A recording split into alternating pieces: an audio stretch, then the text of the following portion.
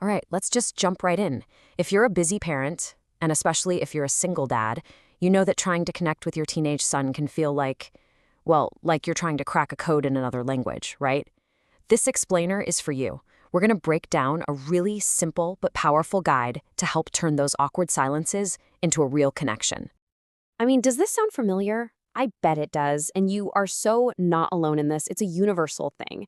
It feels like they have this whole entire universe going on inside their head, and getting an invitation to see it can feel pretty much impossible sometimes.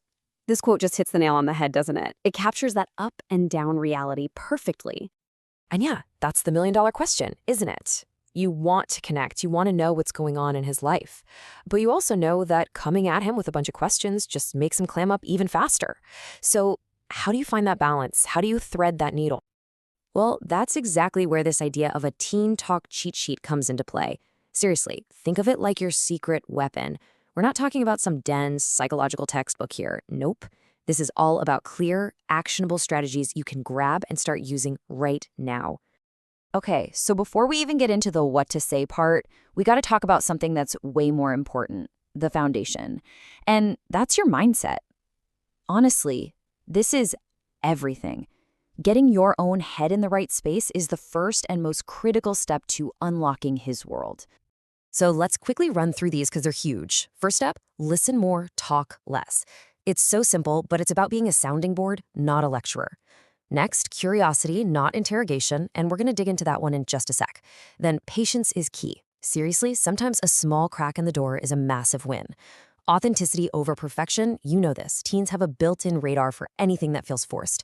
And finally, never forget that your presence is powerful. Sometimes just being in the same room, in silence, that speaks volumes.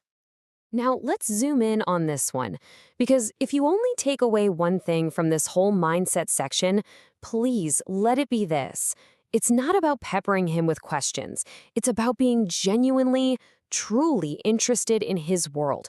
What makes him tick? The moment you can shift from a place of judgment to a place of pure curiosity, man, that's a game changer. It really is. All right, so we've got the mindset locked in. Now for the fun part. Let's get into the practical, hands-on tools.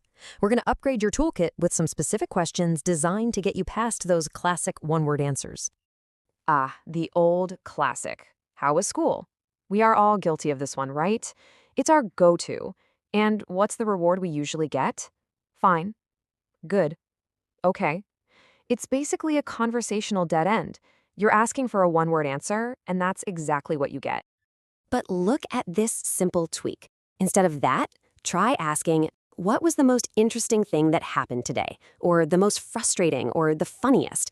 You see what that does? You can't answer that with fine. You're not asking for a grade on the day, you're asking for a story, a little snapshot. It gives his brain something specific to grab onto, and that's how you get a real answer. Okay, this one is pure gold. Hey, can you teach me one thing about that video game you're playing? It flips the script entirely. Suddenly, he's the expert and you're the student. It shows you actually respect his world enough to want to learn about it. That is a huge sign of respect, and it can open up some incredible doors. Right, so trying to have those big, deep life talks can be awkward for everyone. But check out this question. It's kind of a backdoor way in. If you could give your younger self one piece of advice, what would it be? It gets him thinking about what he's learned, what he values, but without feeling like he's under a spotlight. It's a fantastic way to get a peek into his head. You know how asking, how are you feeling, can just be too big of a question, too vague? This is a great alternative. On a scale of 1 to 10, how's your energy level today? It takes this abstract idea of feeling and just makes it a number. It's concrete, it's easy to answer, it's just a really simple, low-pressure way to get a quick read on how he's really doing. Okay, so you've used a starter, you've got a conversation going. Awesome. But now what? How do you keep it going and handle the tricky parts? This is where we get into the playbook, the actual in-the-moment moves for navigating a real conversation. And this chart just lays it out so clearly. Look at the two columns. On one side, you have things like giving full attention. On the other, interrupting. Or look at this one, validating feelings, just saying, wow, that sounds really tough, versus dismissing them. These little shifts in habit, they are literally the difference between building a bridge and building a wall. All right, now let's talk about decoding some classic teen speak. You know exactly what I'm talking about. Those short, clipped answers that just stop a conversation in its tracks. Let's tackle the two biggest offenders. And here it is, the heavyweight champion of conversation stoppers, fine. We all know fine can mean anything from, I'm actually okay, to my entire world is ending and I have no idea how to talk about it. So what do you say to that? Try this. Got it. Anything noteworthy happened in that fine day? I love this because first you're accepting his answer. Got it. You're not fighting it. But then you use a light, curious word like noteworthy to gently invite a little more detail. It's not pushy, it's just an open door. And here's the other classic response. I don't know. Now, 9 times out of 10, I don't know really means I don't feel like talking about this right now. Or maybe I haven't even figured it out for myself yet. If you push here, you're going to hit a brick wall. Guaranteed. So instead, try this move. Just say, no worries. If you think of anything later, I'm here. See? You're respecting his space, you're not forcing it, but you're also making it crystal clear that the invitation to talk is always open. It basically says, the door's open whenever you're ready, and that builds massive trust. Okay, we've gone through the mindset, the conversation starters, and the playbook. Now, let's make this real. Let's talk about putting it all into action. Not someday, like today. And before we get to the plan, I just want you to hear this. Really hear it.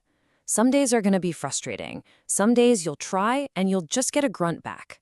That's okay, because none of that effort is wasted.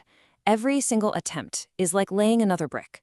You're building a bridge to him, one small effort at a time. So here's your action plan. Super simple, just 4 steps. Step 1, pick 3 of those starter questions we talked about. Step 2, choose 2 of the do's from that chart and just really focus on them. Step 3, identify 1 don't you're going to try to eliminate. And step 4, just keep these ideas handy. That's it. It's totally doable, and it's how you start making a real difference right away. And that's really the whole shebang. Listen, the very fact that you're seeking out ways to connect better, that means you're already doing incredible work. Remember, this is a journey, not a destination. You are making a difference. You've got this.